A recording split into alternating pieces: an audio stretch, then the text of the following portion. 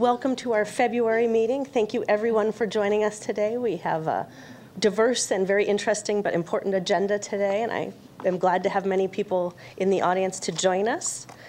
We'll begin with reviewing the minutes. Does anyone have a motion? Motion to move.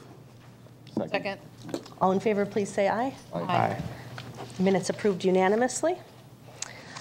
In our packet, we have information on City of Phoenix homeless initiatives, which I encourage everyone to read. There is a lot going on in that area, and we are coming off a very successful weekend of addressing issues related to homelessness among our veterans community. So applause to the many city staffers who spent long hours as part of Stand Down and the many community organizations who stepped up to serve those who have served us. We do have a consent agenda today. However, I have cards on items 6 and 7, so would entertain a motion on items 4 and 5. I move that we approve items 4 and 5. I'll second. Any discussion? All in favor, please say aye. Aye. So we had approved the West Corona Avenue request for proposal results and community development revitalization request for proposal results. On the CDBG one, our staff has been meeting with folks and people who were victims of flooding. We'll be able to pursue parts of that funding, which I think is very good news for low-income residents who are still recovering from the summer storms. Item number 6 is the award of home and community development block grant program funding for multifamily affordable housing development projects. And we do have a card on that item from Alfredo. So Alfredo, if you could, thank you. Hi, I'm Alfredo Smoktwich with the Cesar Chavez Foundation. I just put that card in case anyone had questions on our proposal. Otherwise, we have no comment. Wonderful. Does anyone have questions for Alfredo? Thank you for what you do. Thank you for your work. With that, I would entertain a motion on items 6 and 7. Motion to approve item 6. And 7? No, well, I'm going to vote against 7. Oh, okay. Okay, so not 7. Cats out of the bag. And I am sorry, we have a card on 7, so it is good Okay, we're doing so- it separately. Second. Any discussion of the motion to approve item 6? All in favor, please say aye. Aye. Motion passes unanimously. Item 7 is our membership in the National Association of Housing and Redevelopment Officials. We do have a card from Bill, who is available to speak if necessary. Excuse me, I'm sorry, I put the wrong, I'm number 6. I made a mistake. So Okay. 7. Were you comfortable with our motion to approve number 6? I am. Fabulous. Would you like to deliver comments, or would you like us to vote? It's just another membership is all. Wonderful. Well, then we will entertain a motion on the city's membership in the National Association of Housing and Redevelopment Officials. So I move for approval of the National Association of Housing and Redevelopment Officials annual membership. I second. I think it's absolutely important that we are a part of this organization, and with no hesitation, I second and will support it. I had an opportunity to attend a NARA event this year and learn about how they're sharing best practices on helping us manage these very difficult federal programs to navigate, and so I will be supporting the motion. All in favor, please say aye. Aye. Aye. All opposed? No. Motion passes 3-1. We will now move on to item 8, which is our annual agency plan and 5-year plan to HUD and our Section 8 plan.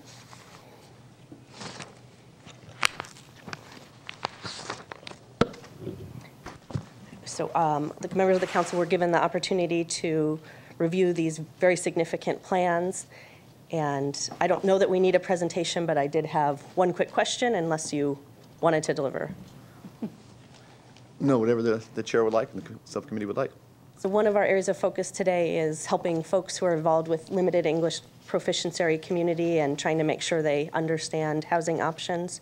And so we've had a little bit of a conversation about this, but I thought it would be a benefit to everyone to hear if you could talk about what the housing department does to deal with limited English proficiency individuals and how these individuals are advised of the resources available to them. Sure, Madam Chair, members of the subcommittee, thank you for the opportunity to talk a little bit about what we do as part of our requirement. Actually, this will also be part of an item that you'll hear in a little while related to translation and interpretation services. But for the City of Phoenix and the Housing Department, we are required under Executive Order 13166 to comply with, it's an executive order from the President signed back in the Clinton era, back in 2000, that requires that all folks that receive, or all departments that receive federal funds have a limited English proficiency plan. And indeed, there is a citywide plan out there that talks about how we do outreach and how we have communication with our residents that are limited English proficiency. We also have outreach to some of the refugee resettlement community as part of our day-to-day operations. And what we found as probably our most effective way to be able to deal with the needs of our residents is generally by family members. Although we have access to the citywide contract related to translation services, indeed, if they speak in a language that's not really familiar with us, what we find is probably the most effective way for us to deal with our residents and folks is a member of their family generally it provides the translation on behalf of the participant that's looking at that. So on a day-to-day basis, we haven't had any issues or communication issues related to providing necessary information related to the services that we provide and what's necessary to comply. We have been speaking with some folks in the refugee community and advocates, and they did express concern about family members translating on behalf of people in difficult housing situations, when it's particularly when it's children. And then just do you waive some confidentiality privileges when you invite a third party into the conversation? I'm sure I'm not. So we'll start with the children in particular. If their children are translating for their parents and they're in a difficult housing situation that maybe the children don't completely understand. Well, I mean, in general, they would have to be of an age where they could actually understand the issue. So, I mean, they'd have to be teenagers. We're not talking about, you know, a 7-year-old or 8-year-old trying to translate on behalf of their parents. So generally, they are a younger adult, but would have understanding of the questions that we are being asked. And at this point, and I guess it'd be helpful for us to understand and maybe have some of those communications with the community, because I haven't heard at this point that there has been a difficulty in receiving information from us. So I'd like to be able to, I guess, to address that issue with your constituents. Perfect, thank you. Anyone else have any other questions? I've got just a couple if I could. One, at the last subcommittee, I'd asked to take a look at how we fund either through Section 8 or other types of funding for some of these entities or these multi-housing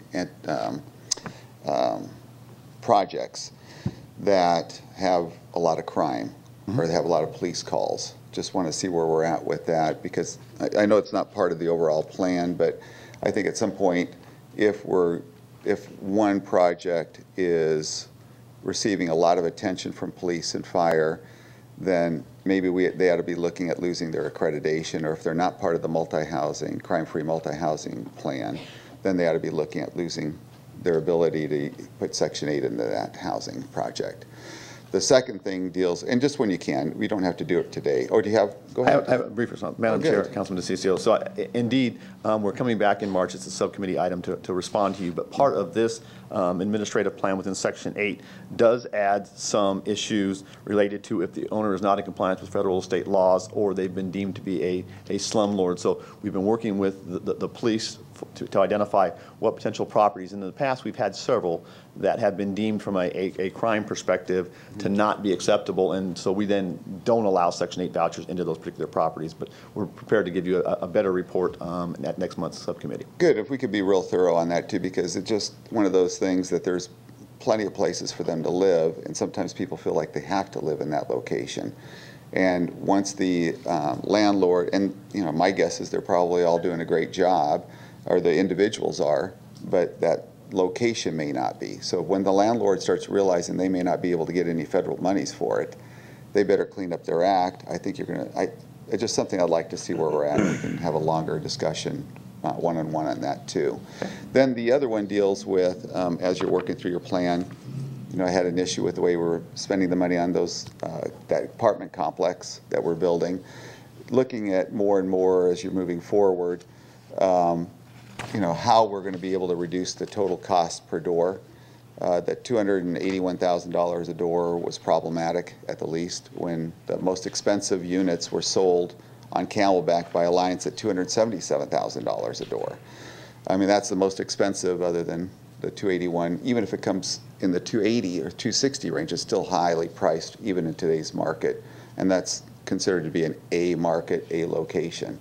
So what we can do to drive that cost down in the 150s and less. And I saw all the federal requirements. It's not that big a deal.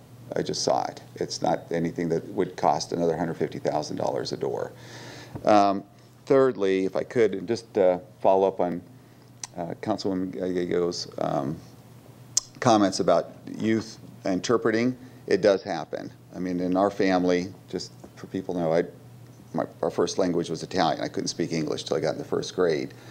But because of that, my parents relied on me, even though I was probably 10 or 12 years old, to negotiate and to work with them and to translate. That does happen, and it happens. All you have to do is look at some of our, if you ever go into an emergency ward or somewhere like that, you'll see the adults or the nurses and or the doctors talking directly to the children because they're doing all the interpretation for the family. It just is that way. And it's a cultural thing for those individuals that don't understand or have a strong command of the English language. It just is that way. So whatever those concerns are about how we're translating to those youth, it's going to happen. Whether we agree with it or not, that's how the family structure is put in place. And that's how our family structure was put in place. I mean, they would communicate with me, and then I would communicate that back to my mom and dad. So that's just the way it is. So we might want to think about that and how we structure. I mean, considering we have, I think, a large population that doesn't have a strong command of the English language in the city. Perfect. That's it. Thanks. Appreciate it, Chair. Councilwoman? So in the interpretation, do we have interpreters that we rely on that when this type of conversation is developing, are we able to, or when we meet with those that don't have a strong sense of the English language, and that meaning the adults, are interpreters part of this conversation? Madam Chair, Councilwoman Pastor, we do have access to translation services through the City of Phoenix, and there's a multitude of languages that are available to be able to do that if indeed there is a need to do so. What I'm hearing here, though, is a little bit different concern, is that one of the avenues that we've used most was members of the family, and so the concern is that maybe we should be looking at using the translation services more than using the member of the family. And so we do have access to that, and we have used that on occasion. It's just not our primary method of communication, but it definitely is available to us, translation services. So we have the ability Yes. then to do it? Yes, we do. Okay, thank you. Councilman Valenzuela? No, I think these are all, they're all great recommendations. Excuse me.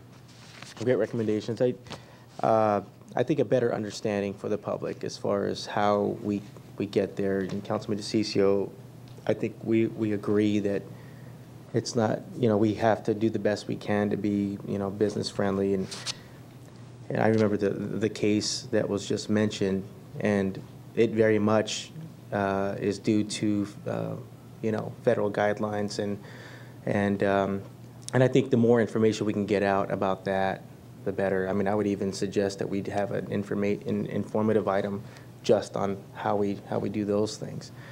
I don't think the public realizes that this is a requirement if we want to accept certain HUD grants, and and it's a good idea to accept these HUD grants, by the way. So, I mean, other than that, I agree with the comments made by my colleagues. Great. One possible, we could move forward with these plans, but if we'd make the motion would include that we should provide opportunity for translation services that does not involve minor children, and just make that explicit. We are going to be talking further about translation services later in the meeting agenda. Well, could I add something onto that, Madam Chair? Is that it's okay for the family members, even if they're minor, they do communicate well. I mean, and it depending on what the issue is, too. I mean, if it's something even more complicated, just to bring a personal thing, I remember when my dad's car was just destroyed by a drunk driver out in the front. That was our only vehicle to get in. I was negotiating with the insurance company at 14. It is, they can do that, but it depends on what that issue is. So if we can look at it and make sure it's a variable, then, you know, maybe we provide the translation services. But I don't think under all circumstances we would need that if they're minor children. It's nothing wrong with talking to the minor as long as they're communicating with the parent. Something to think about. My suggestion was that they have the option. Oh, the option, I got it, I see. So sometimes it's very good news with our housing department, and everyone's happy to have the whole family involved, and sometimes it's more stressful situations. Yeah. In my personal experience on a fire truck, we do that all the time. But, you know, there's more than 40 languages spoken just in the Alhambra area alone, and many times you're sitting there with a 5-year-old kid and you're trying to figure out. And so for me, the concern is, you know, will there at some point be litigation? You know, I would totally, and I have, you know, talked with adults through a 5-year-old child. I don't think it's a good idea, for an example, I'm not suggesting that this is occurring every day, but if I were, and that's as a firefighter, if I were a police officer and I'm reading the rights to, you know, that's a different story. And so on some of these things, it makes total sense. On some things, you know, we have to have the foresight of, you know, are we going to at some point go to court over something? And is that going to stand up because we just involved a minor, in an emotional situation? I don't know. You're just a really smart kid to be 14 years old and working with.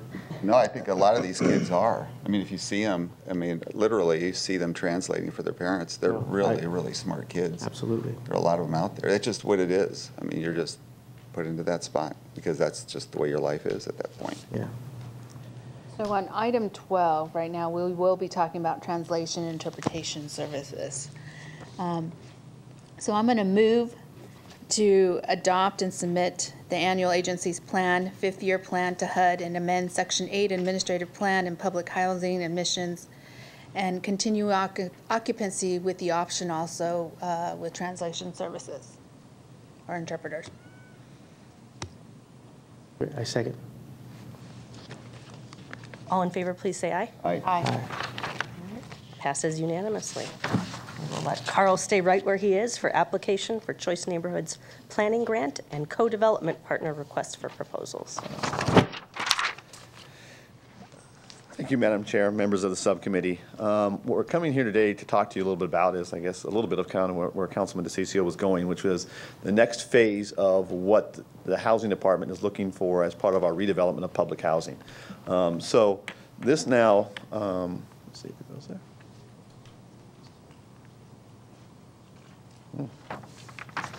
We'll see.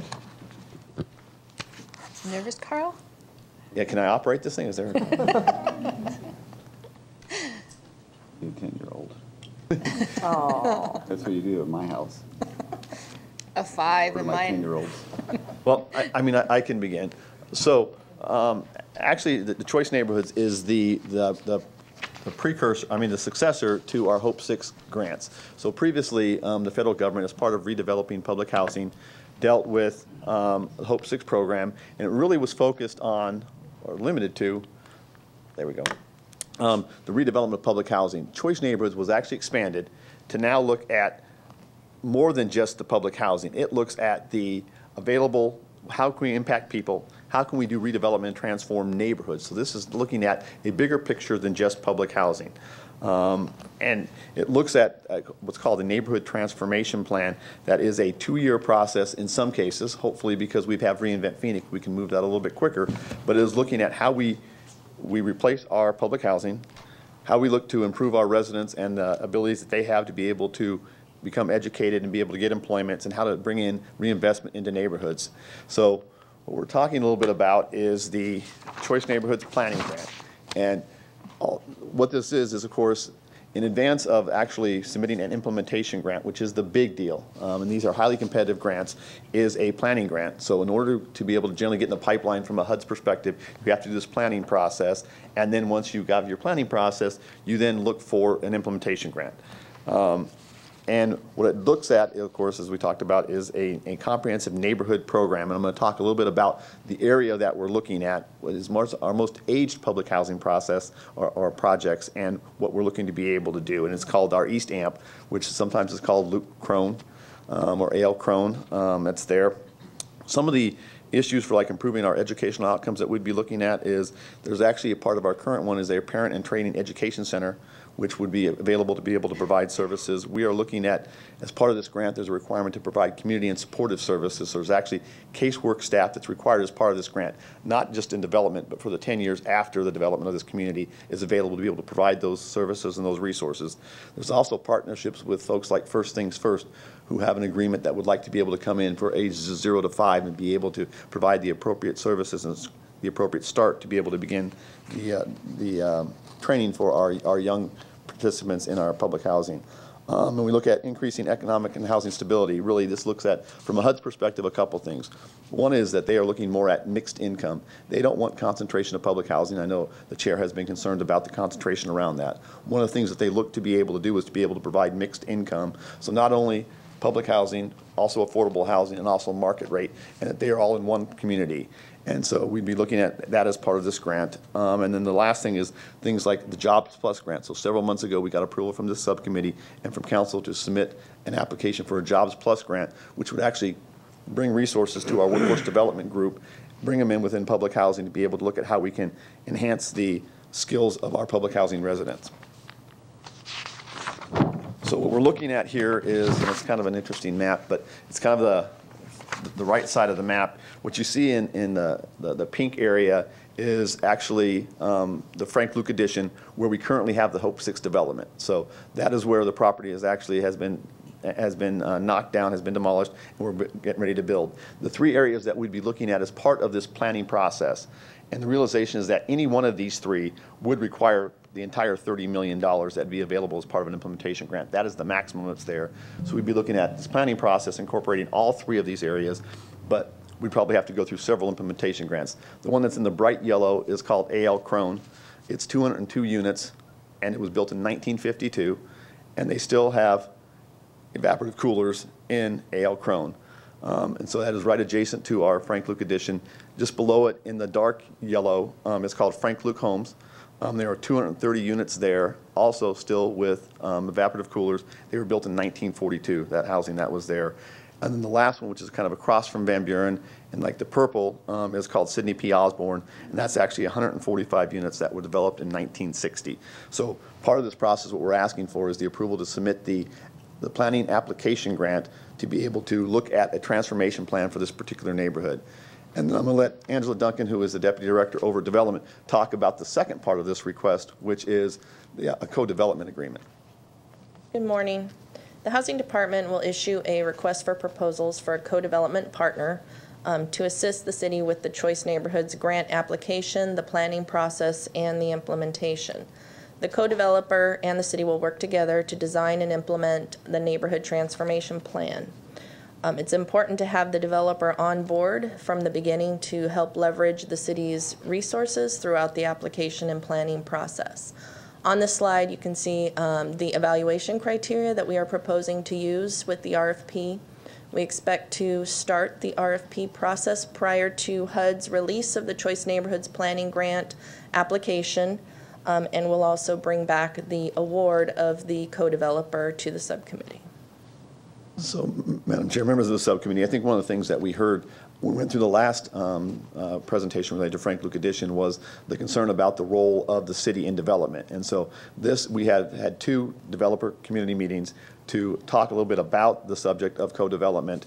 And this is our proposal coming forth to say that we want to go out there and look at a partner that can bring some of that expertise to work with the city in the development. And once again, this will be a 3-year and potentially a 7 or 10-year period of a development agreement, because not only is this the planning process, but whoever was successful in this, we would use as part of our development partner for the implementation grants if we got 1, 2, or 3 of those particular grants. So that is actually the recommendation or the request that we have. Is the first thing is to be able to apply for the grant. Is it something that the city council supports moving forward with the redevelopment of public housing? And if so, we want to be able to potentially issue an RFP in advance of that submittal of that grant application, so that developer would be on board through the entire process, the entire planning process, the development process, and the implementation process.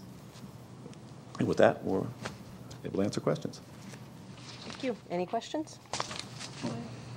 I have a question. Can you go back to the slide of where the purple, yellow?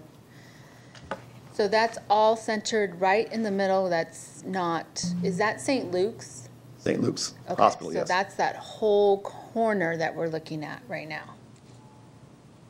Well, Where St. Luke's is, it's, the development's all around St. Luke's.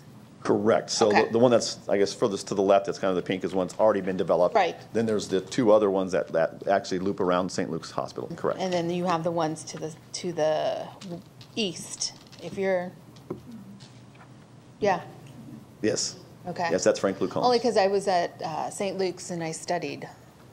I was in a room and I was in there studying the whole layout. So that's why I wanted to make sure I was in the right area. You are correct. Okay.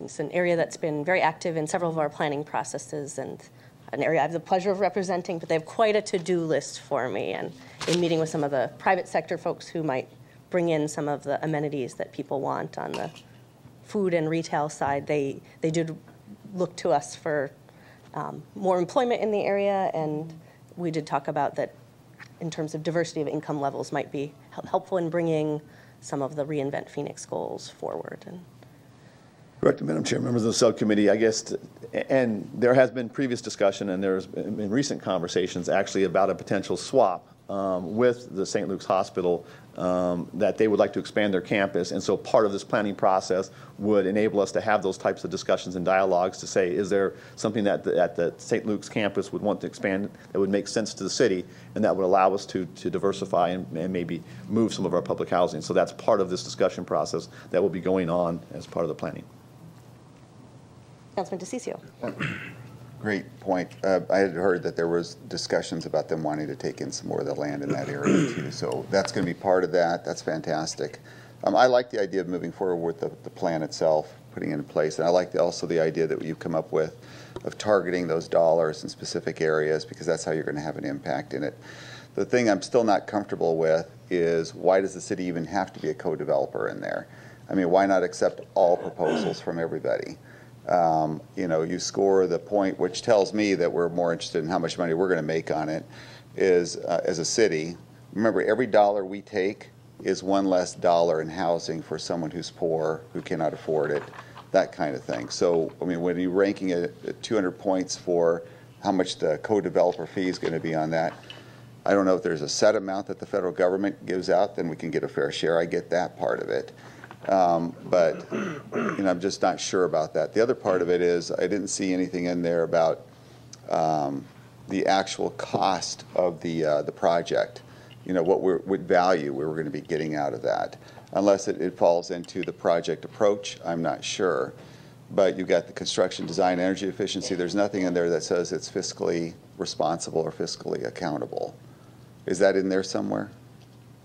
Madam Chair, Councilman DeCiccio, this is actually, the problem about the development is we will not have, by the time we bring a developer on board, we cannot be asking them for cost for development, even though that will be their role, because we have to go through the planning process, we have to go through the design process, we have to go through, and this could be 3 or 4 years before we actually start construction. So that's not part of the evaluation criteria at this point to say, you know, what developer is best. It's what resources, what expertise, what experience do they have today to bring to the table, and then ultimately we're going to have to try to get the best price for the city and for our public housing with the grant funds.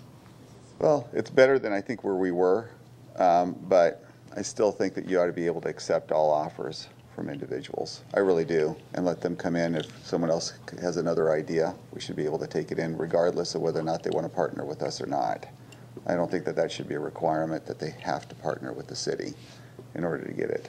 Well, Chairman Councilman DeCiccio, the requirement for the hopes for the choice neighborhoods is that the applicant must be a public housing authority. Right. So okay. we have to be able to do that. I didn't know that. The developer fee, to your point, is really limited by ADOH because the only thing that the HUD grant does not pay for 100% of development. That's why you have to go after low-income housing tax credits, and that is what generally limits the developer fee as part of their requirements for submittal of their grant application for their funding. How high is that fee?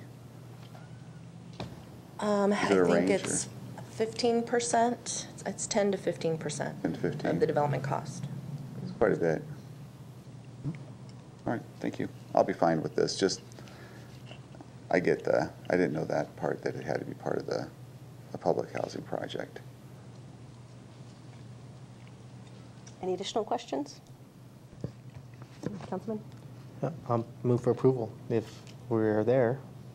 Okay. Okay. All in favor, please say aye. Aye. Passes unanimously.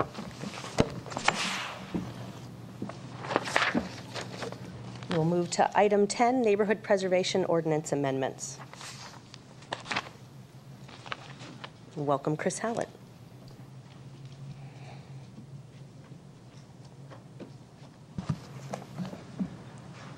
Good morning, Madam Chair, members of the subcommittee. I am Chris Hallett, Director of the Neighborhood Services Department. I have with me Tim Bowling, Deputy Director over our Code Enforcement Division, which is responsible for the Neighborhood Preservation Ordinance Enforcement. And I'll hand it over to him to provide an update on the proposed amendment. Thanks, Chris. We have a PowerPoint presentation. And go forward. Over the last 5 years, we've received a little over 300 complaints for living units not providing air conditioning, and it gets a lot of attention in the summer. And right now, our current ordinance doesn't really give us the tools to address that and enforce that. Right now, we have no current requirement to maintain adequate temperature. It basically says if you have a unit, it has to operate. That's not really easy to prosecute in court.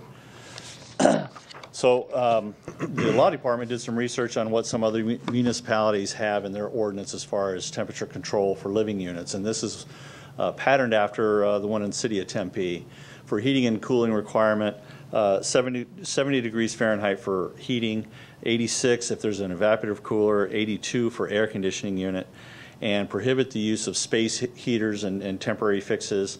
And even in dire straits, we've even seen living units that have used the oven to heat a place. So we need to have in our ordinance that it prohibits cooking appliances to be used as heaters.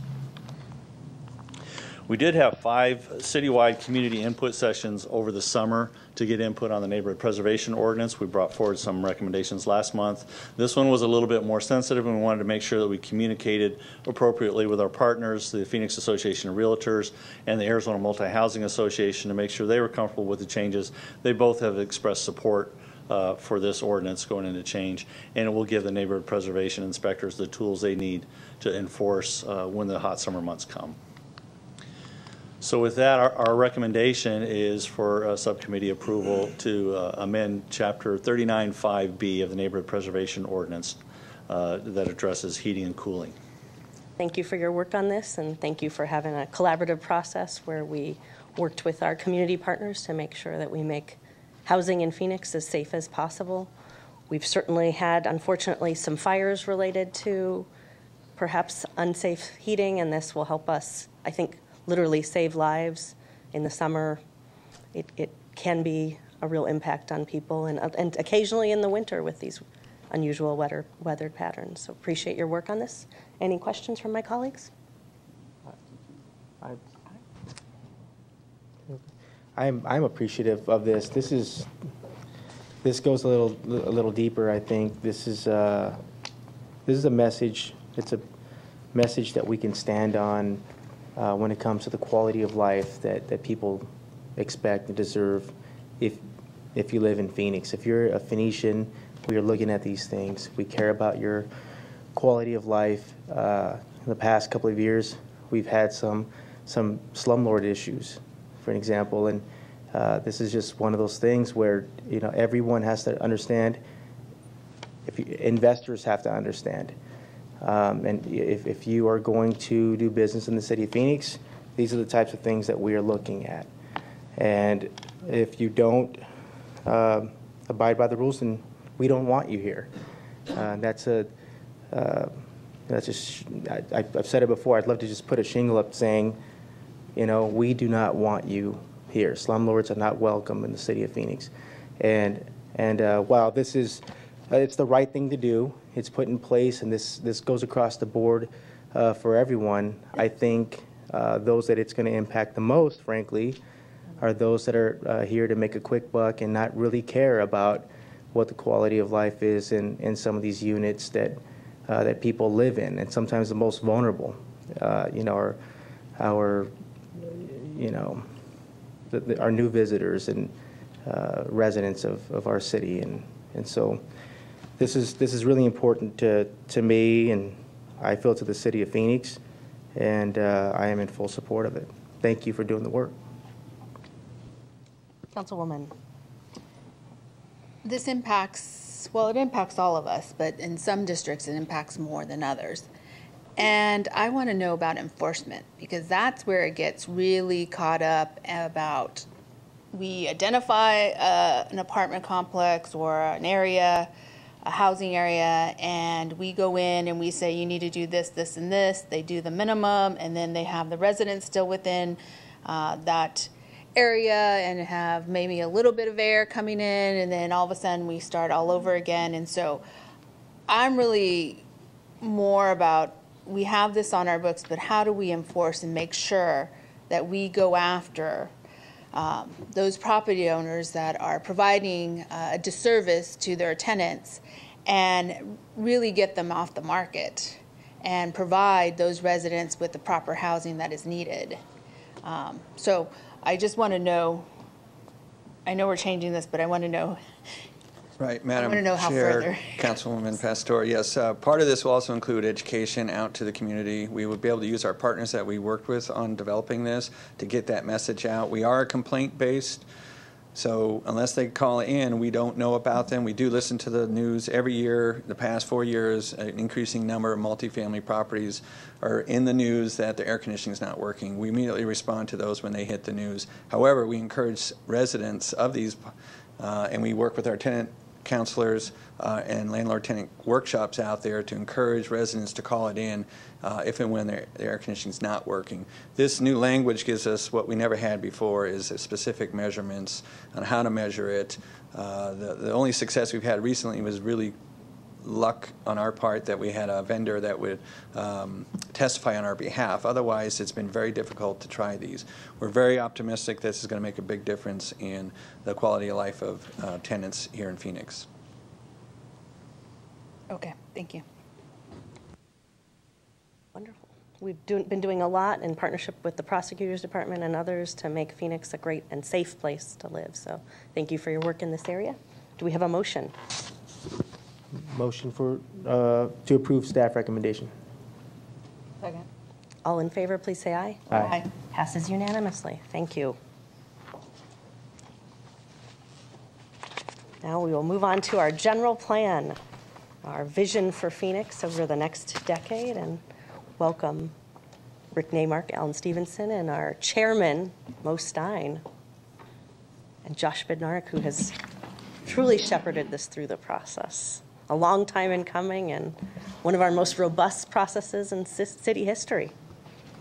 Madam Chair and subcommittee members, we are, and probably the two gentlemen to the far right particularly, are very, very happy to be here at this point, because this has been, has consumed a few people's lives completely over the last couple of years. And so I want to express my appreciation to them.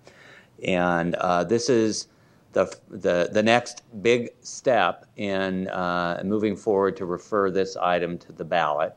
And I'll ask Mr. Stevenson to introduce the gentleman to the right and also to talk about what comes next. Thanks, Rick. Madam Chair, members of the subcommittee. Chairman Mo Stein really needs no introduction. Many of you know him. He was on our planning commission for about 10 years, noted local architect. And he really has done a fantastic job as the chair of the leadership committee. This is a 16-member mayor and council-appointed group that's been meeting about 30 times since August of 2012 to come up with the plan you see before you. And then Josh Bednarik is our project manager, who's done a fantastic job along with his staff of putting all the leadership committee ideas and comments along with the public discussions that we've had into the draft plan you see before you. And with that, I'll turn it over to Mo to talk about the process. Great. Thank you, Madam Chair, members, and guests. It's a great day for us to be able to talk with you all today and share the vision of Plan Phoenix. We've been working about 3 years on this, but for me and many members of our committee, it kind of feels like unfinished business.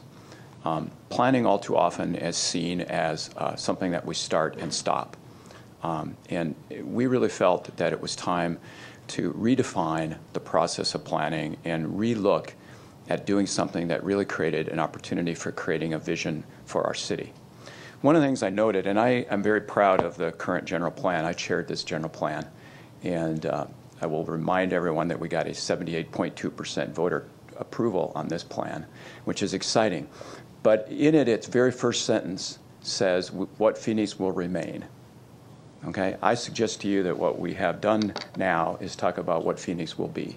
And I think that's a much better place that we act and how we do things. One of the things we learned in our time as planning commissioners was that zoning separates and planning brings people together. And if we remember that, we can create something that is truly exceptional and truly talks to the future of what our city is and what it can be. We've gone from something that is a code to something that is really a story. And what we attempted to do is really tell the story of Phoenix, not from our point of view, but from listening to what our community had to tell us. 19,000 interactions on myplanphoenix.com, 300 some meetings in the community. I can't tell you how many times we've all been together. And what's truly exceptional is that everything you see in here was created by volunteers and staff. The entire story told by, basically reinterpreted by our committee, but told to us by the citizens who really care about our city. What did we learn from our members of our community? We learned 2 or 3 really clear things. A, that they love our city. There isn't a question whatsoever that people love our city, and they're willing to stand up and do the things that are necessary to make our city great. Number 2, they have big ideas. Really big ideas. And when you have big ideas, you can do really great things, provided you have big action and big commitment to pull them off. We have no shortage of big ideas. What we didn't expect was that those big ideas kind of came together and that everyone in our community, no matter what district, what area of our city, what ethnicity, what income level, what education level, what job folks have, people in our city generally believe the same things. And they came around when we asked, and we got all these ideas, there are hundreds of ideas, we could find 4 key themes that we interpreted to 5 goals, 5 core values of our plan. And when we created those 5 core values, we didn't make it up. We simply put together what our community told us, what was really important to them.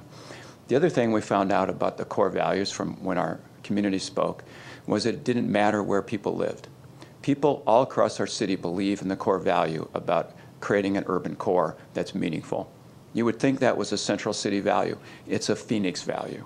Okay? Celebrating and enhancing our diverse neighborhoods, that's not an active community group. That's everybody in our city.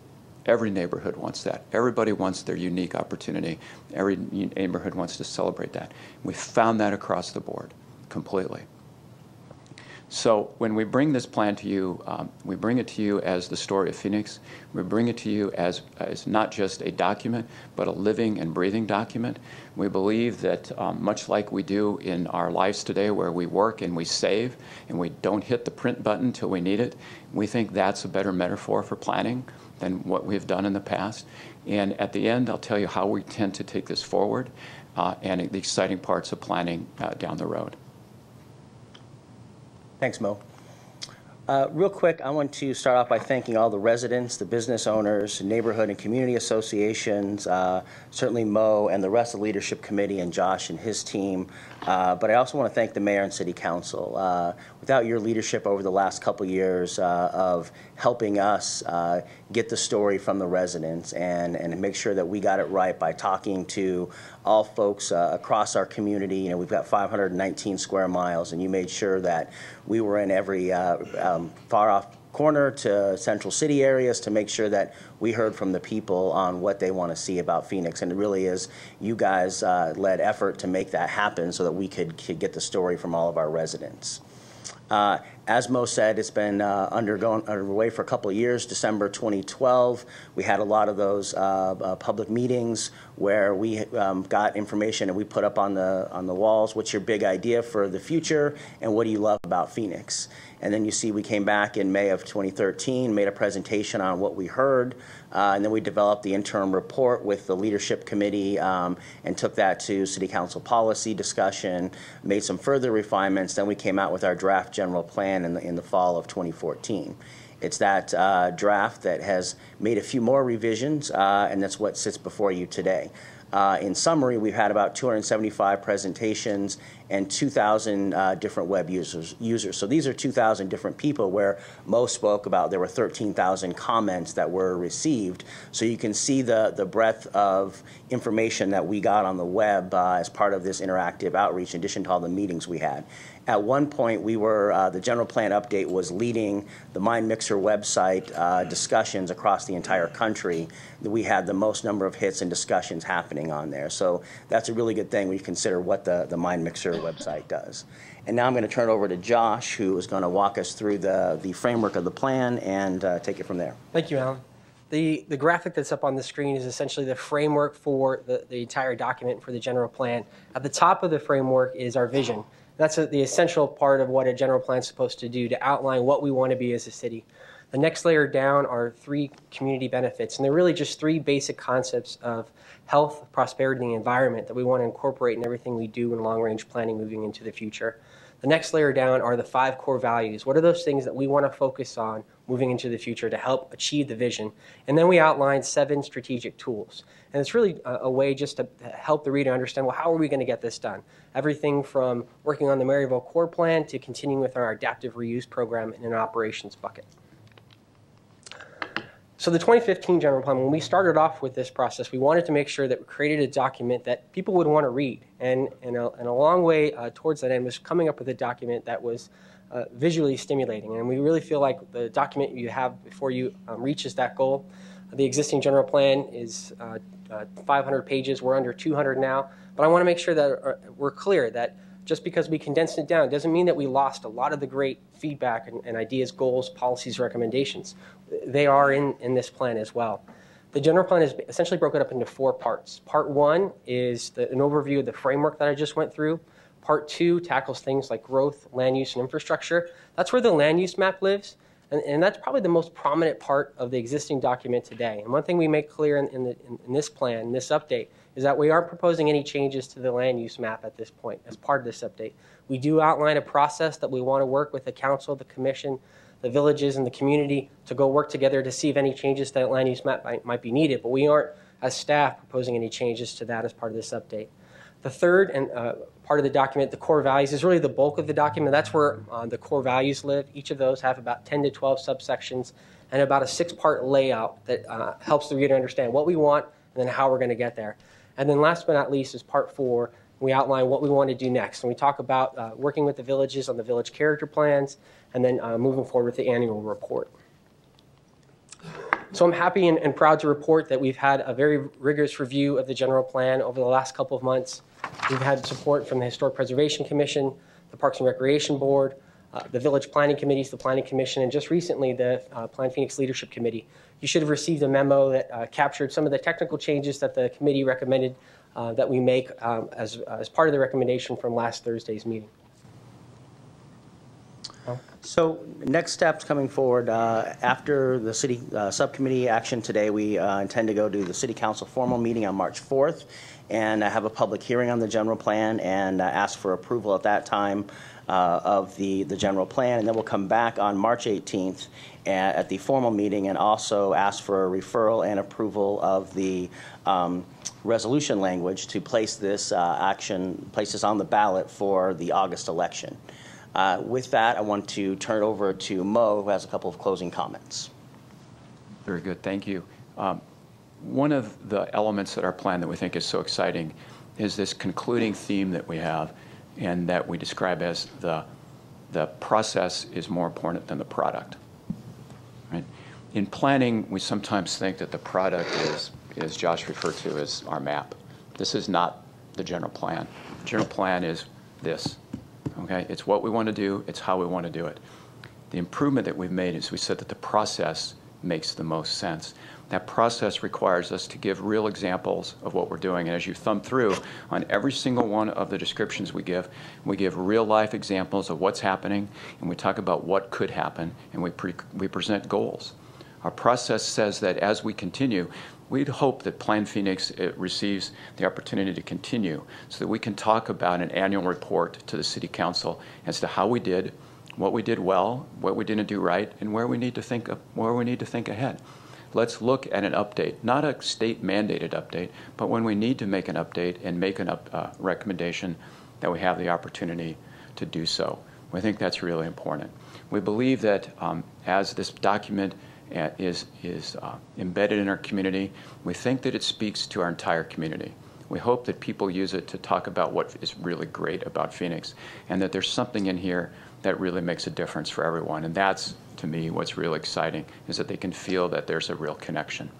So with that, we ask for your support and your endorsement. We specifically are asking for your recommendation to take this to the City Council meeting on the 4th, per the Plan Phoenix Leadership Committee recommendations that we finalized last week. And last, I would ask for your personal support. This is only as good as the people of Phoenix believe in it. This is a great city, and the biggest thing that everyone here can do is to go to your districts, go to your colleagues, and say, this is important, this is about our future, men, women, children of all walks, and take the time to be part of this and to remember that there's something in here that everybody can tell that story. Wonderful. Thank you for your years of work on this important document. Would you just tell us a little bit briefly how the average citizen participating in planning in Phoenix might see the impact of this document? Madam Chairman, council members, we believe that by creating 5 core values, we've simplified life really simply. Hopefully everybody can relate to those 5 core values in one way or another because they cross all walks. One of the things that the state mandates that we do, and Councilman, you had it open a few seconds ago, to the 16 silos of planning. We obliterated the 16 silos of planning. We decided there was a new day and a new opportunity. And we talked about 5 core values. And what our plan is about is those intersections, how do they make a difference? So to our friends at the state who mandate that this be done, we've met the requirement. But we've done it in a way that talks about what's important to people in our community. So it could be mom and dad with children. It could be senior citizens. It frankly can be developers and proposers of projects. It can be the legal community, and it can be the government community. We believe that those 5 core values talk about what we want our city to be. And the discussion becomes, how do we make those happen? If we have something that's critical to bring to our city, can you relate it to 5 core values? If you can, then there's something to talk about. If you can't, then I think you have to ask the question, is that what we want our city to be, and is that the strategy that we wanted to make happen? Wonderful. We've learned a lot since Growing Smarter, and we have, as you mentioned, busted silos. This is a really different plan from the one we had before, and some of the emphasis, like the emphasis on strengthening our urban core, really changed how we view our city, but it was definitely a consensus that I heard over and over again at the meetings. So thank you. Councilman DeCiccio. Just a couple things. One, Josh, the work you put on this was exemplary. I mean, I'm amazed at the document that you were able to put together on this. And Mo, with all the volunteer work that you put into this, it's, I mean, nothing short of amazing. And Alan, I know you gave us a lot of credit, but it's really your staff that did this. You should be very proud of the work that your staff put together, you and your work. It's whoever was involved in this plan, it's one of the best I've ever seen. I mean, by far. I was involved in Growing Smarter. Matter of fact, it was during the Symington era when we helped get that through. And matter of fact, I was involved in helping get that through the legislature at the time too. So I'm very aware of what happened there. But what I find even more amazing in this plan here is the fact that you put together general guidelines, and which basically is a centralized belief of how you want to see things done, but then you allow for more of a decentralized view of each individual neighborhood. And that's where your guidelines come into place. Like, you know, does this fit this? And then how do you work it that way? I don't know of any other plan in the country that does it that way. That's the way it should be done. and haven't seen the plans from before, this is, a lot different. And you should be very proud of the work that you put in here. I mean, even when you're dealing with, you brought up the issue of proportionality. It's always a struggle that goes on with the business community and government, and you're able to even address that fairly. And I'm just amazed by what you're able to do. And look at the intricate detail that's in the plan. So congratulations. You have my full support on it. I think you've done an amazing job in putting this document together. Thank you, sir. Thank you. You should be very proud. Councilwoman. So I was going to ask my colleague, Councilman DeCiccio, if he would support this, but he's already supporting it, so I don't need to ask. Why? It's just a joke between us two. Always having a hard time. So I would really like to thank you guys for all the time that you have put in this document, and it's well worth it. I also like to thank the leadership of the mayor, because I strongly believe under his leadership he changed the whole process on how we looked at the general plan and how we were going out to our communities and talking to the general plan. I had sat on the Encano Village when we went through general plan 10 years ago, and it was just, okay, yeah, we put these things and then there was a general plan. But this effort and the effort that went in within the community, that the synergy that happened within all parts of the city was amazing. And it's all obviously demonstrated within this document. And the talk of what we can do and how you connected people and talking about their communities and how to view their communities and make them vibrant, especially in those areas that are struggling, that we're able to come together and say, no, we can change this area around, and this is what we're going to do about it. We need some help, but we know what we need to ask for. And so I like to commend everybody that was on Plan Phoenix for all their hard work. I also like to commend them for working within their communities and really giving people a voice. Because to hear, you see the voice and you see it.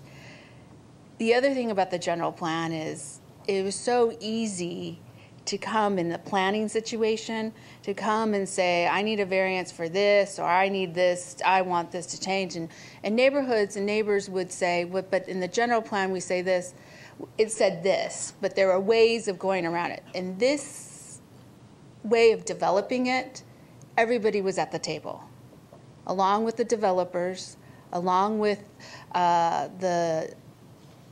the industry that was wanting to invest within the area, along with the neighbors, to say, here's how we negotiate on this plan, and here's how we get to where we want to get to in order to have a vibrant community. So Mo, thank you for your leadership and being the steward of guiding this, and the gentleman sitting here of listening and being able to listen to all of us and say, okay, we see your vision, and be able to put it together. And of course, Rick, with you making sure that we all met our deadlines and got there, thank you for your leadership. So I appreciate it. Councilman Valenzuela. Councilman DeCiccio just said, I forgot to say Rick. We all want to thank Rick. Rick is, yeah. My hands never left my arms. No, that's not true, Rick. Thank you for all your work. And Alan Stevenson, I feel about you and your leadership style. And I appreciate that from the staff's perspective, you give a lot of credit to this young man, and Josh Bednarik, who has been everywhere. And it's and you know what? And of course, we have a chairperson for a reason, and you were absolutely the right choice, Mr. Stein. And you've led by example. You've been in every community. It seems like, it feels like. I really appreciate, the detail that's been put into this document. You've energized the community. This document has the fingerprints of people who live in Maryvale and South Phoenix and in Ahwatukee and in our Arcadia area and North Phoenix and downtown and all of those who live, work, play, invest, and you found a way to do it, and you got all of us energized. You know, we had all of these little contests, you know, and that you've asked us to participate in. If someone will, you know, for those who are watching and who don't remember just the detail that's been put into this to get everyone so excited, you know, for those who has, you know, X amount of submissions, and you can, you know, you can cash in a prize, and that prize could be, you know, like the mayor left a recorded voicemail for people, and A fire truck. I had the honor of doing a dinner at a firehouse with, I think, one of your constituents actually, or Councilman Gates. But it was just a lot of fun. You got us all energized and engaged, and that was a good thing. So I can go on forever. We can all go on forever. I do want to thank two other people. One is on the Council District 5 team, Bethia Ratnasamy, who is our council aide, my council aide, but really, you know, what impressed me about Bethia was this process and how passionate this young lady is, and working with all of you on this project. You know, I can see certainly why, early on, why she was so passionate. And I especially would like to thank the young lady to my right. As we all know, she was the vice chair of this prior to getting elected on the Phoenix City Council. So Councilwoman Gallego, you helped shepherd this there, and then you came over, and clearly this has been something that you've helped move along on this side as well. So it's a good thing. I do think that this is I mean, I'm biased and I have no proof at this point, but it just certainly feels like the most comprehensive, robust, public general plan in the country. Certainly the best one that we've had in Phoenix, it seems like. So thank you for all your participation and your leadership. Wonderful. Thank you very much. Would you like to make a motion? Motion to approve staff recommendation. No. Could you also, Mr. Chairman, or Madam Chair and Councilman Valenzuela, just include the contents of the memo from Alan Stevenson dated February 13th? Motion to approve staff recommendation with the February 13th memo from Alan Stevenson. Second. February. Okay, we have a motion and a second. All in favor, please say aye. Aye. Passes unanimously. Excellent work. We look forward to implementing the vision and bringing it to our colleagues at the full City Council. Thank you to the chairman, the whole team, and please give our congratulations to the leadership team. Josh, go get some sleep. Josh has been 250 of the 275 meetings. Next up is translation and interpretation services.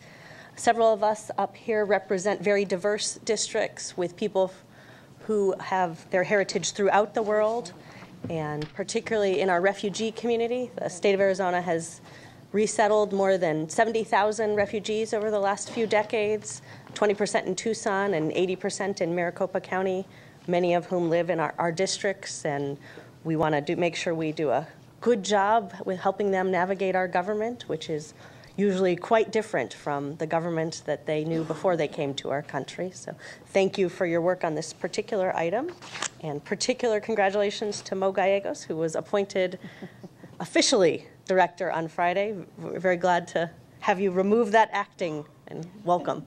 Thank you, Councilman. Good morning, Madam Chair, members of the subcommittee. The three department heads here, Mo, Human Services. I'm with Neighborhood Services, and Carl Matzinger, Department of Housing Department directors. We're here to provide information on the city's translation and interpretation services, as mentioned before in this meeting. As departments, we utilize the following communication tools and methods to assure persons with limited English proficiency have access to information and resources by utilizing contracted translation and interpretation, staff-trained interpretation, and partnerships with other agencies. City departments have access to several translation interpretation contracts, including 3 Spanish translation providers and 5 interpretations for Spanish, 1 for American Sign Language, 1 for communication access real time, which is used for those who are deaf or hard of hearing, and we have a specialized contract for Bosnian, Croatian, and Serbian languages. Here's an example of how neighborhood services and housing departments utilize CERCOM, a third-party provider, to provide over-the-phone interpretation to residents in the office and in the field. CERCOM provides 24-hour service for more than 200 languages. Human Services staff also uses TransPerfect for the same purpose. In just the last 6 months, staff have utilized CERCOM to communicate with residents who speak Spanish, Vietnamese, Farsi, Persian, and Burmese. The Human Services Department utilizes contracted interpreters for early Head Start home visits, Head Start and early Head Start policy and other public meetings, and physical exams performed at the Family Advocacy Center. Departments also use interpreters as needed to assist with public events and community meetings. City staff is encouraged to participate in the diverse array of language and cultural training courses offered by the city. Staff who are authorized, certified, and required to use language other than English to conduct official City of Phoenix business can be compensated for their service. The Human Services staff provides translation interpretation for a number of languages, including Spanish, Arabic, Navajo, Mandarin, French, German, Somali, Albanian, and American Sign Language. Their staff are strategically stationed to maximize availability of translation and interpretation services where the known demand is.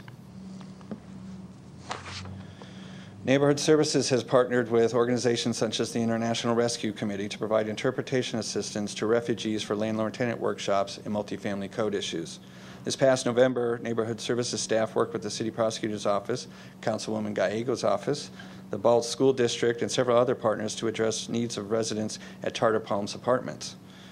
With the help of interpreters for 4 different languages, Burmese, Karen, Mai, and Spanish, 15 residents were provided with tenant counseling, resulting in 5 requests for interior inspections through our Code Enforcement Division. Additionally, Housing has partnered with the Arizona Refugee Resettlement Program to provide cross-training and is currently partnering with the ASU School of Social Work to host bachelor and master level social work interns who speak Chinese. Lastly, the Human Services Department partners with the Arizona Department of Economic Security, Refugee, and Resettlement Program and its network of refugee agencies to provide volunteer interpretation services to Head Start and early Head Start program recruitment. The department also collaborates with local school districts for additional interpretation and translation assistance.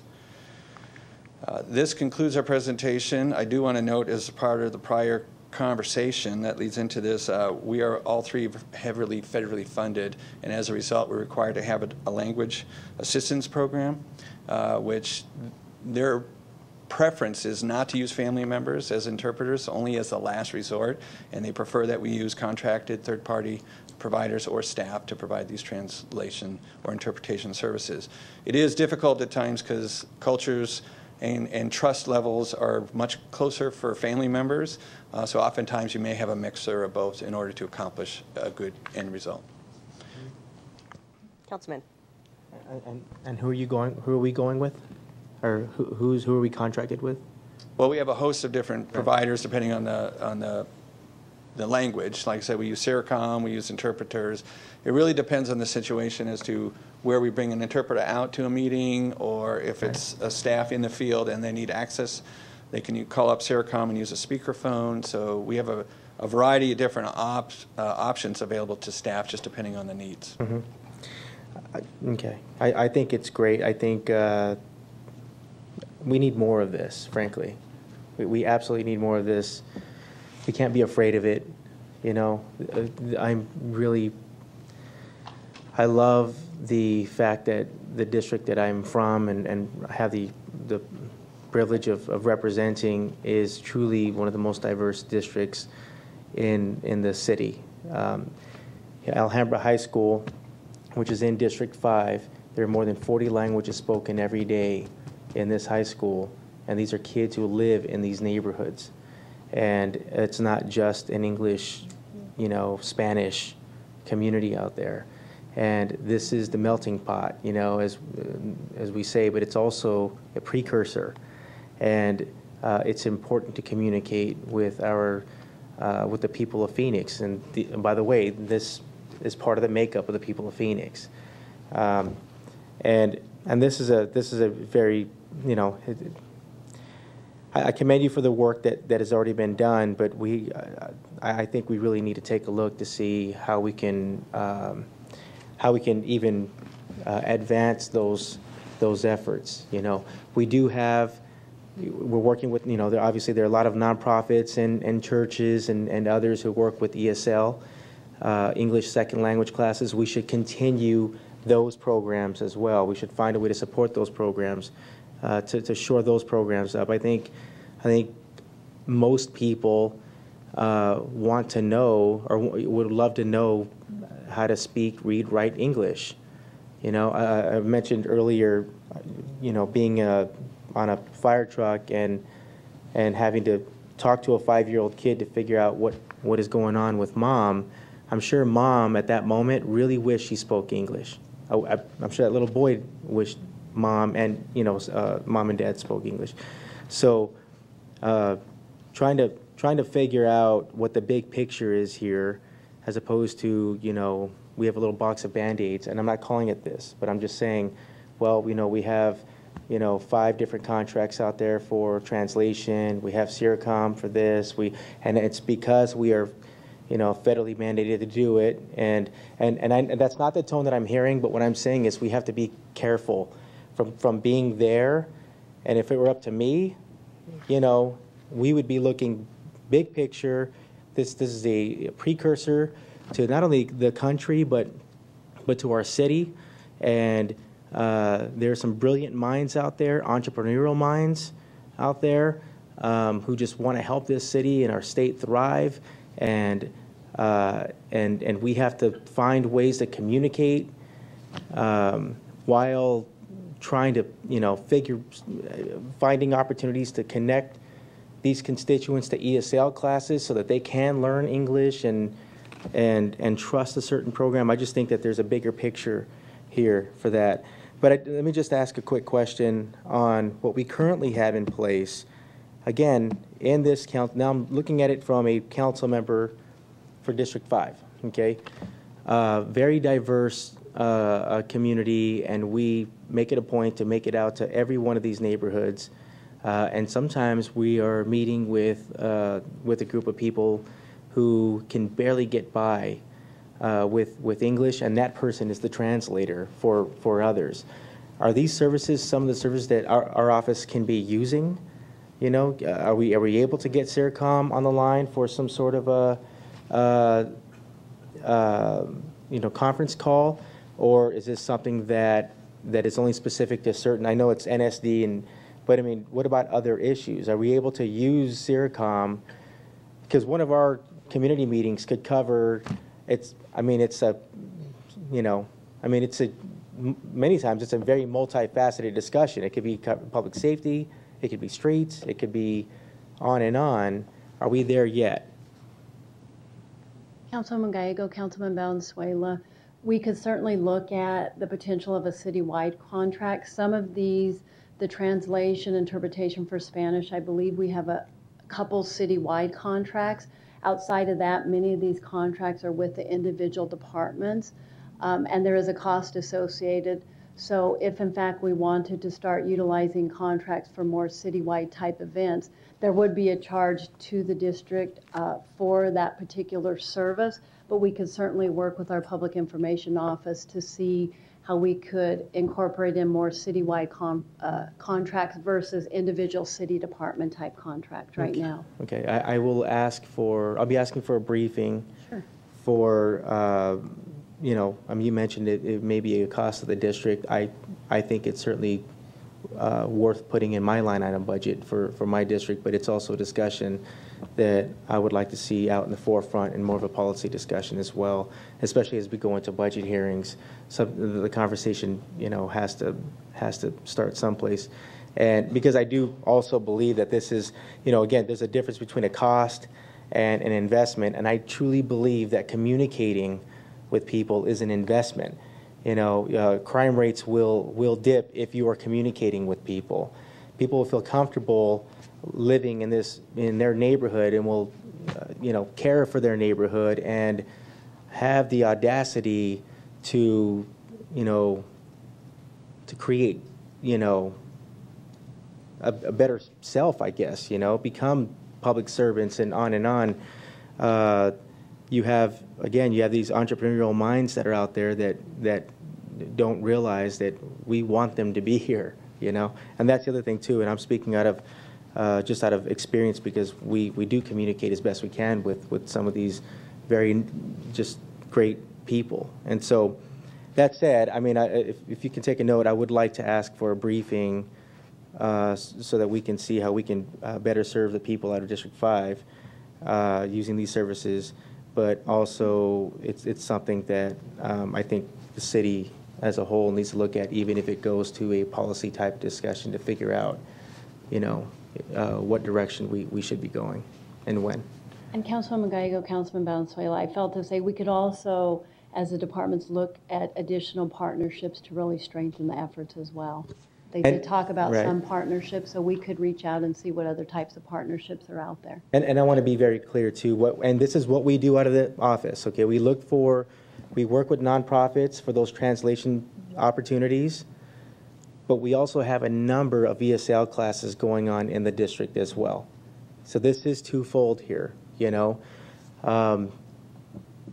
So thank you. I appreciate that, Deanna. Thank you. I think that one of the reasons I'd asked for this to be on our committee agenda is I think that by having this conversation, we can really talk about how we fund translation and interpretation in the city of Phoenix. I think sometimes by charging individual budgets, and we maybe overlook citywide opportunities for conversation. So, for example, Councilwoman Pastor and I both together represent a lot of the Somali community, and we might want to work together with a few departments. And often when I go to the Somali community, it's not just one area of concerns, it's broader. And so maybe we ought to look at, as a city, if we ought to have a funding source for translation and interpretation that crosses departmental boundaries, which we could be inspired by My Plan Phoenix to say that we need to look beyond silos and really think about how we ought to operate as one city. Often the people with whom we're working have no idea which department would have jurisdiction over which areas. So I'm going to go to my colleagues, but we do have in the audience with us Chris DiBrasini, the Community Integration Manager from International Rescue Community. And if you might come to the microphone, and thank you for your work on behalf of the refugee community and others, and if you could give us your perspective on this agenda item. Thank you very much. I completely agree with the line item regarding legal and professional training, as well as trained interpreters in medical school, as well as legal matters. So IRC has a core of in-person interpreters who are trained in professional, 55 lesser diffused languages. We are a preferred vendor for the state of Arizona, and we're a provider for multiple cities and counties for the courts, hospitals, and schools. So a couple examples of our languages are Chu, Tagalog, and the 45 dialects of Chin. We are also a Title VI training provider. Wonderful. And how many languages do you work with in the state of Arizona? All 55, at various capacities, obviously. And do you think the individuals with whom you work are aware of the different services the City of Phoenix offers? Do they struggle with language, particularly with our housing, neighborhood, and human services departments? I think that's a challenge for everyone, regardless of language or culture. One of the aspects that we work with at the voluntary agency is that we are teaching our new arrivals what it is to be a citizen of the United States, and then also how to integrate within the communities. So there are some certain elements within interpretation that are important, especially when it results with legal, medical, and school-related issues. You want to make sure your children and your family are taken care of. Are there any forms in particular that you think we ought to look at having in multiple languages? Without seeing the forms, I can't really say. Well, thank you so much for your work in this particular area and lending us your expertise. It's good that we all know what a resource is available in our. Thank you very much. All right. Council member questions. Well, I think it's for our council districts to really also look at each other in the sense of not working also in silos in the sense of our districts. because we do overlap in the refugee population, and maybe we could coordinate amongst ourselves a meet and greet and have some items, agenda items, where then we can also have the appropriate translator or interpreter, so that we are also bringing our budgets together and looking at collectively on how we can work with all our populations. And so that's just a food for thought, and we could talk offline on how we coordinate. I think that is a great idea. Councilman Valenzuela's office and mine have been looking at doing a refugee town hall, and it sounds like perhaps it should be citywide. So, Councilman Valenzuela. Yeah, I just want to clarify my thought. The goal is never to work in a silo. I believe this is going to take an investment by the city, which, I'm not going to pretend, I won't guess or speculate where that policy discussion would be if it were to be had today. What I am saying is, if I have an opportunity using my council budget to serve the people in my district, it is worth the investment, and I don't think I should wait. Now, obviously, there are some like-minded people on the council, and we can certainly work together on those things. I'd be willing to work with any one of my colleagues on something, and I think it's even worth using my council office budget for that. But I do think that, if we really want to, look at, in my opinion, doing the right thing, that it needs to be a broader citywide policy discussion. And I will just point to some of the best economies in our country, and do some research there to figure out what the municipalities are doing to best communicate with the people and the diversity. It's not just being diverse. Everyone is diverse. You don't have to do anything different or special to be diverse. We have to be inclusive. And the cities that have it the best, their economies are doing pretty well. And that has to be one of the reasons that is happening. So I think it's a broader policy discussion that should be had. But I definitely agree. We can certainly work with one another as we move forward, and until we figure it out citywide. Councilman DeCiccio. Just a quick one. You may want to look at Minneapolis. They've got a big integrated community out there. You might want to look at what their policies are over there. I'm not sure if I see the relationship between economic growth and assimilation. I mean, if you really look at it, true assimilation, the speed of assimilation will determine success. That's what it is. So the faster, that's the bigger picture if you look at the world. So those communities that are able to assimilate faster are the ones that are going to be successful, and because that's what the kids are going to be successful. Mm-hmm. I'm not sure what it is yet that we're going to be looking at. I'm still a little confused by that. I'd like to see what the final product is, or at least the direction you're going to end up going in. I'm not sold on the idea of having a citywide expenditure on it when it looks like we've got individual departments that we could maybe be able to work off their department costs on that. If there's going to be a meeting developed, with neighborhood services types of issues, that would come from that. So rather than creating a whole new fund, I think we already may have fund. I don't know if that's the direction. That's kind of what I was hearing, but an overall policy, I get it, but where the monies are going to be coming from, I think, matter too. Well, may I respond? I was not suggesting that we would have an overall, department for something like this. I think the discussion needs to be at the policy level, and that discussion, maybe in that discussion, we figure out how this is going to be paid for. We might even be able to qualify for more grants, being that this is the tone of the city. Assimilation is absolutely important, and that's why currently in District 5 we connect people with different nonprofits and churches for ESL classes, ESL, English Second Language classes, because I think people, again, want to be, everyone wants to be successful here. and I'll disagree, respectfully disagree with my colleague. I absolutely believe that there is a correlation between, a community where everyone feels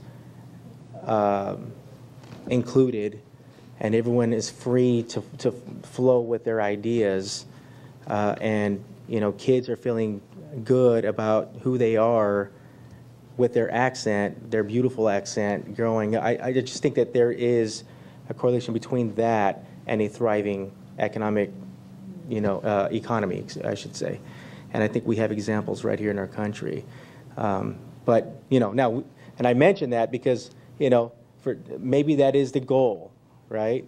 The goal that I want is people should just feel included, inclusive. We should be an inclusive, not just diverse city, but one of inclusivity. And I think there are lots of benefits to that, including a stronger economy. Could you give us a little bit of data about utilization rates for these contracts? We don't have anything offhand. We can definitely provide it in a briefing format for each of you. They spike varying depending on the departments. One of the things I noted in hearing your comments was, I think at first we'd like to provide a matrix of the current resources, both inside and outside the city, what languages, and their utilization rate. So you have a perspective of how they're being used, where they're being used, and availability for extending our resources citywide. Okay. A question for each of you. At staff meetings in the last year, have you mentioned these resources are available to your staffs? I'll go first, Councilwoman. Part of our training for our new employee orientation requires, or we provide that information. Of course, the most frequent language for us is Spanish, and so we know that at each one of our properties, we make sure that there are Spanish language, translation that's there. For those that are unique, we do it as part of our orientation into new folks that are coming onto the housing department. So it may be years since people have gotten a refresher on the availability of these resources. That would be correct. Councilwoman Gallego, yes, this is part of what we do in the community services, our senior centers, our Head Start programs, the Family Advocacy Center. This is part of what we talk about when we're hiring, what kind of languages, especially Spanish, of course. We have approximately 75 bilingual staff. And as Chris mentioned, it isn't just Spanish. We always find out what staff, they have varied backgrounds and have different talents. And so we make sure that we know who they are so that we can, that's our first goal, is to try to get a staff member to help before we would go to some of the contracts. It's, of course, more cost effective that way. But we certainly do talk about that as well when we're hiring. We look at the interpretation of the bilingual skills that we have and whether or not this particular position should be hired as such. And staff do have to go through a proficiency to be able to be called, bilingual, if you will. So we talk about that really all the time, from the time we're hiring people before we even hire them, and then all the way through. We train our staff directly when we hire them in, but we definitely could use a refresher. Wonderful. CERICOM is heavily used by our department in the field in particular and in the office. In doing research on this agenda item, I found some people were very intimately aware of what was available, but many could benefit from a refresher. So would challenge department heads to make sure that people are aware of the resources that are available, because I think we deal with people in some high-stress situations, and making sure that they understand what's going on, it will help us be successful. And it's my preference that we make sure that people know they have a choice about whether minor children are the translators, that option is valuable. And I certainly understand that many times they will prefer it, but making sure they're aware that they have a choice is important to me.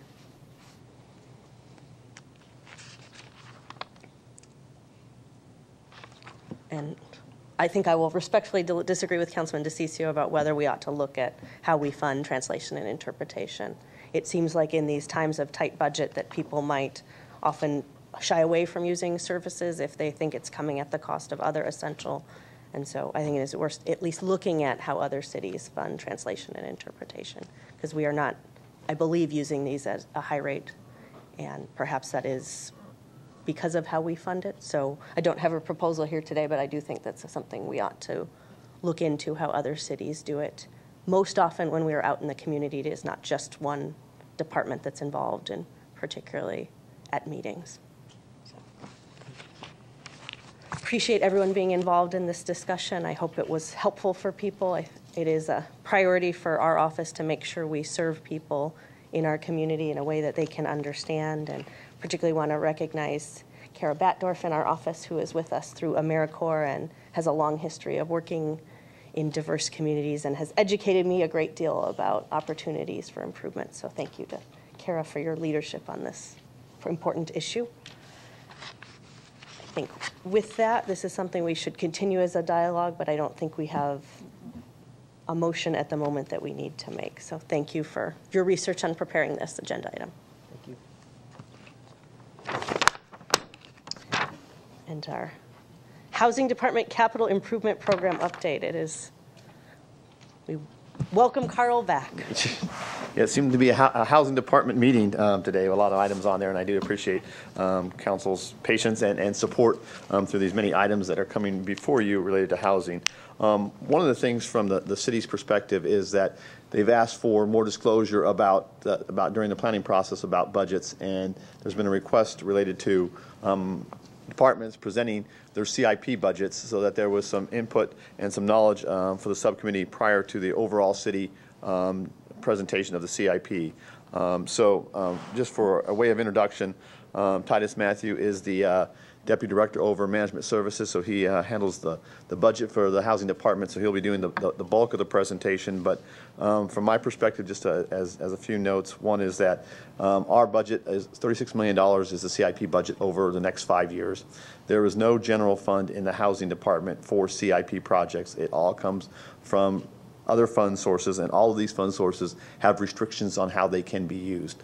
So that's one of the things that people that don't have a lot of grants don't understand, that every one of those grants comes with a restriction on how they can be used. So with that, I will turn it over to Titus to give you a little more detail about our budget.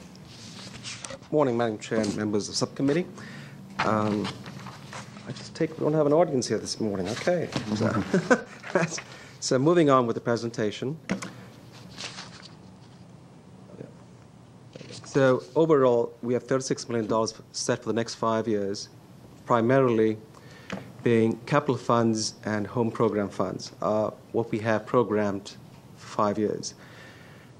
Some of the examples we have for capital fund program funds is refurbishment and modernization of public housing units. And currently, we're going to be spending about $3.3 million to convert rehab kitchens of the Foothills complex, which is a big significant change and upgrade from what it is currently today.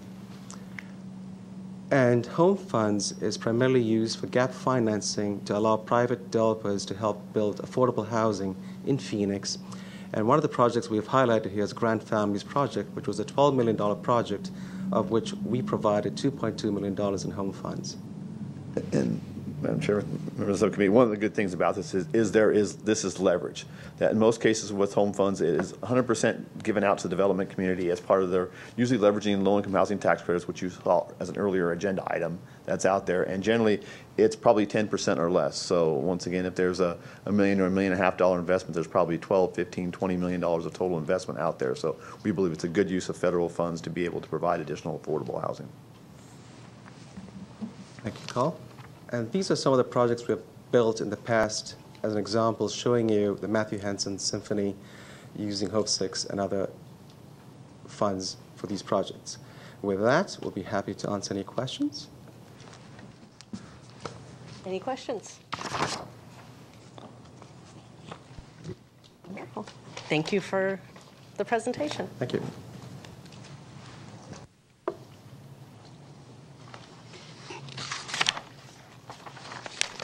Future agenda items. I think we stumbled on one. Maybe we began the discussion here. It sounds like, you know, the information is already going to be gathered, sort of the inventory, if you will, and the services. What is the number that we are receiving from the federal government? What are the requirements? and maybe we start there, but just maybe it starts a deeper discussion. Mm-hmm. I think we have great resources, but very few people know about them, and so. And we have an excellent staff, and we have the most passionate people. Deanna, you have you in particular, but also the people that you work with are just the most passionate people doing, you know, doing God's work. I mean, the work that this staff is doing out there, whether it's, you know, housing issues or homeless issues or early childhood education, you name it. This is a lot of great work being done. So it's just about supporting staff with more resources to do better, or more work, I should say. Thank you. I have one regarding historic preservation. And I'm getting emails regarding the overlay of the historic preservation and how do we remove it. Remove it? Yeah, due to FAA. So I think we should probably, I don't know if it's for March or April, but. Okay. And we might also want to educate people that it also might help them with FAA issues to have that overlay. So. Yes. I just think we need to look at possibly a process or start dialogue, have a dialogue of what it entails and how many months and all that. Excellent. Conversation. So. All right. And then public comment, we have a card from Michael Johnson. And Michael, if you could.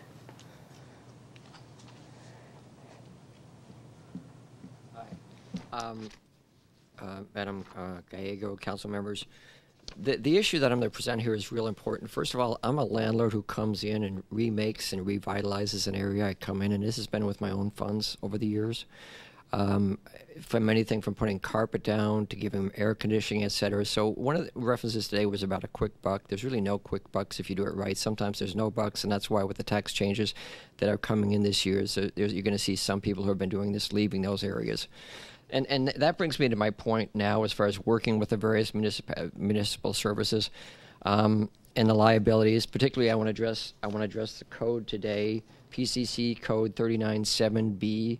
This is maintaining the adjacent right-of-ways, the alleys, the streets, et cetera, that abut the particular property. The difficulty with that is that can be cleaned, but I've called numerous insurance companies, which I've had before and have now, and they don't give you any coverage for that. If you got a third party, I talked to my attorney, she said you don't know the depth of that coverage, and you'll be clearly named as a defendant if there's potential litigation. And the difficulty is, let's say the area is cleaned, and then somebody in certain areas that I have in the South Phoenix area, they'll throw a baby seat or a barbecue. I've seen things. If somebody comes by on a bike and they trip over that, well, you've been designated to clean up those areas per the municipal code, city code. Who's responsible for that? So I talked to my attorney. They said you would be. And I said, well, if this is, how do you prevent something like that from happening? I mean, as far as, in certain neighborhoods, just to give you an idea, I think Councilman Valenzuela was talking about, in these neighborhoods, I remember when our maintenance man, we had one of our tenants was going to fight the maintenance man on the roof because he thought he was trying to get in the house. I said, no, this is a maintenance man who's going to fix your air conditioning. There had been so much deferred maintenance. So a lot of people who are moving into certain areas now are people who genuinely want to make a change, but they're not slumlords, but they've inherited the past, what's been given to them by the slumlords. And the difficulty is it's a process. It takes a period of time. When you're addressing ACs, when you're addressing the contingent properties, the adjacent properties.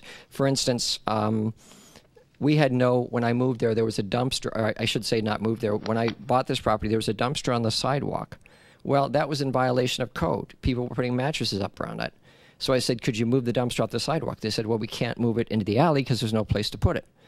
So then it was gone. All of a sudden it was gone. We had no trash can. Then we had a trash can come out, one trash can for 6 places, and it wasn't enough. So I went and I got the blue buckets, I got translation services, went out there, and it made a great change in this thing. But this is a process, and I think one of the best things I can do is when there's been a transfer of property or something, that there's a time frame that person isn't immediately cited to basically work that situation to say, hey, I want to make this change, but I just bought this property. There's a tremendous amount of deferred maintenance, and what do we do about it? And the larger situation right now is how do we address this liability? Is Phoenix covering the liability? If someone trips on something, in others, it's not their property, because insurance companies will cover something you own. They're not going to cover something that you do not own. And so we are in this gray area, and that's why I came to Phoenix. That's why I came to this meeting this morning to figure out how do we expect a landlord to come in and have the liability on something that he doesn't even own. Wonderful. Thank you for your comments and for making it through a long meeting to deliver them. I do not have any additional cards. And staff, okay. So just to make sure you heard, appropriate department will coordinate.